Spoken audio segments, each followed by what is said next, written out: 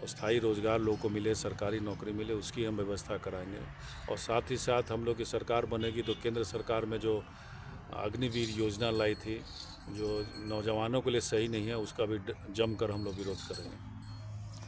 Sir, युवाओं में सबसे बड़ी खुशी है और महिलाओं में कि जो शिक्षा के क्षेत्र में बहुत सारे लोग यूपी से आकर के इस क्षेत्र में बहाल हुए। तेजस्वी जी ने जो रोजगार दिया उसके लिए जो है उनके ऊपर सबसे बड़ी मिसाल है कि इस बार वो सीएम बन के आएंगे। बिल्कुल, और हम लोग का पार्टी का डिमांड है कि हम लोग डोमिसाइल लागू करेंगे। तेजस्वी जी जो बाहर के स्टेट के लोग आके यहाँ जॉब मिल रहा है, तो इसमें डोमिसाइल नीति के तहत जो है ज़्यादा से ज़्यादा मतलब बिहार के लोगों को नौकरी मिले, उसकी व्यवस्था हम लोग करेंगे।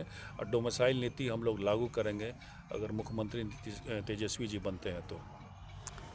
इस बार अग्निवीर के लिए क्या ये समय सीमा बढ़ेगा कि इसको रद्द कर देना चाहिए सरकार को? अग्निवीर बिल्कुल रद्द कर देना चाहिए। फ़ौज की नौकरी बड़ा क्या कहते हैं, कठिन नौकरी है, और साथ साथ इसमें कब लड़ाई हो जाए, कब घटना घट जाए, इसकी कोई गारंटी नहीं रहती है। इसलिए इस नौकरी को कभी भी 4 साल 5 साल में नहीं बांधना चाहिए। रेगुलर जो नौकरी जो पहले मिलती आ रही है वो मिलनी चाहिए और पूरी सुविधा मिलनी चाहिए। इस अग्निवीर योजना को रद्द करनी चाहिए सरकार को। क्योंकि सारे युवा के मन में ये है कि मैं फौज में जाके भर्ती हो, लेकिन ये अग्निवीर ऐसा है कि 4 साल 3 साल, अब बोल रहा है कि 7 साल नौकरी दिया जाएगा। इस पे सर क्या कहेंगे? अग्निवीर का जो नज़रिया है लोगों का वो भी ठीक नहीं है। अग्निवीर का मतलब टेम्प्रोरी, मतलब सबके दिमाग में उठ गया है, टेम्प्रोरी है। लड़के कहीं कहने भी जाते हैं, उनके शादी ब्याह में भी प्रॉब्लम आ रहा है।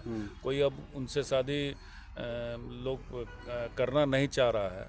ये शादी करना है तो ऐसे किया जाए जिसका पक्का नौकरी हो। कोई भी चाहता है कि अपनी बेटी को दे तो पक्का घर में हम दें, जहाँ उसको कोई प्रॉब्लम नहीं हो। तो निश्चित तौर पे इसको रद्द करनी चाहिए। अगर अग्निवीर योजना लाएगी तो बहुत सारे अधिकारी लोग जो हैं मिलिट्री में या कहीं भी विभाग में, जो सिर्फ कुर्सी पे बैठते हैं, वो काम के लायक नहीं, फिर भी वो काम कर रहे हैं। तो ये तो नौजवान तो ये जितने साल 15 साल 18 साल नौकरी करते हैं, एकदम दमखम के साथ काम करते हैं। तो ये योजना अधिकारियों के अफसरों में लाई कि जो काम के नहीं है उनको हटाया जाए।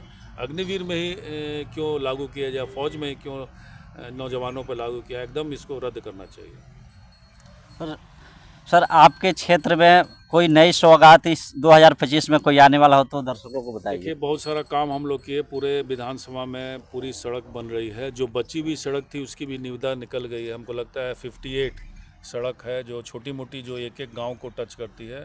सभी सड़कों का टेंडर हो गया। कोई शाहपुर विधानसभा क्षेत्र में कोई सड़क नहीं बचा है। साथ साथ ठोकर की एक बहुत बड़ी समस्या हम लोग की थी जवैनिया में, उसका भी टेंडर हो गया है।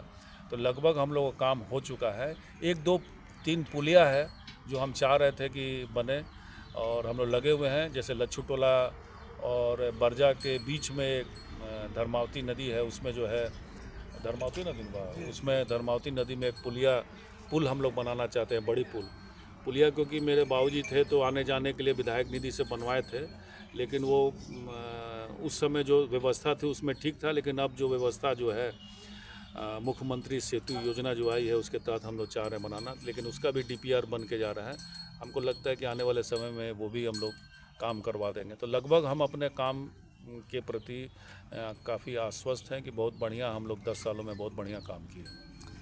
सर, बिलौटी गांव सबसे बड़ा खुशी के उनके में लहर गुजर रही थी, क्योंकि यहाँ पे मुख्यमंत्री श्री नीतीश कुमार जी आने वाले थे। क्या कारण हो गया कि बिलौटी गांव में ना कोई नए सौगात दिए और ना यहाँ पे आए?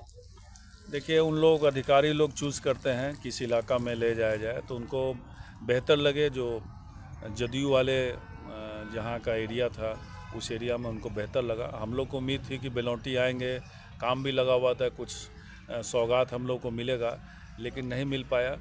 लेकिन चलिए, आने वाले समय में बिलौटी गांव में हम लोग काम किए हैं, लेकिन हमारी भी इच्छा है कि अगला हम लोग को मौका मिलेगा तो जो छठ घाट है बिलौटी में, जो घाट का हम लोग निर्माण करेंगे, ताकि यहाँ काफ़ी जगह से लोग आते हैं छठ करने के लिए, तो उनको सुविधा मिल सके। या आगे वाले योजना में हम लोग करके दिखाएंगे। यहाँ पे मुख्यमंत्री जी तो आ रहे थे तो तालाब को जो है नाव से, जो डेंगी नाव जो होती है छोटी छोटी नाव साफ कर रहे हैं। आज तो उसमें जो है पक्षी ऐसे बैठ रहे, सवार लग रहा है। नीतीश जी नहीं आए, लेकिन वो वहाँ पे फायर भवन बनने वाला था, सिर्फ फायर भवन के बारे में सर क्या कहेंगे, कब तक ये बिलोटी गाँव को फायर भवन मिल जाएगा? फायर भवन की कोई योजना नहीं है यहाँ बेलोंटी में, हमको तक जानकारी नहीं है। लेकिन अनुमंडल अधिकारी जब हम लोग के एरिया में काफ़ी आग लगती है तो पहले छोटी गाड़ियाँ नहीं थी, अब तो छोटी गाड़ियाँ हर थाना में जब आग का समय आता है तो करनामेपुर में और गौरा में छोटी छोटी गाड़ियाँ आ जाती है। और जगदीशपुर से हम लोग की गाड़ी हम लोग को मंगानी पड़ती है। लेकिन जब आग का समय होता है तो बड़ी गाड़ियाँ भी हम लोग शाहपुर थाना में लगवाते हैं। तो एक फायर का हम लोग शाहपुर में चाह रहे थे कि स्टेशन बन जाए, ताकि यहाँ से हम लोग अपने एरिया से लेके किसी भी एरिया में जा सके।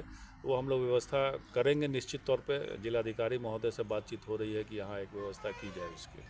सर लास्ट क्वेश्चन है कि शाहपुर की जो बनाही वाला जो रोड है उसके जस्ट जहाँ हॉस्पिटल के लोग महिला कोई भी जाती है तो वहाँ रोज़ डेली एक्सीडेंट होता है, लोग गिर जाते हैं। वहाँ पे जो है नाला से पानी ऐसे निकल करके कल जो है वहाँ पे एक ट्रक जो है उसका टायर फट गया था, तो इस पे सर क्या कहेंगे? देखिए रोड में काम लगा हुआ है, जो शाहपुर थाना के मोड़ से लेके आपको चकरी होते हुए महुआ होते हुए शिवपुर जाना है, उसमें काम लगा हुआ है। तो जब काम फाइनल स्टेज पे जब ऊपर का काम आएगा तो उससे हम उसको स्लोपिंग हम करवा देंगे।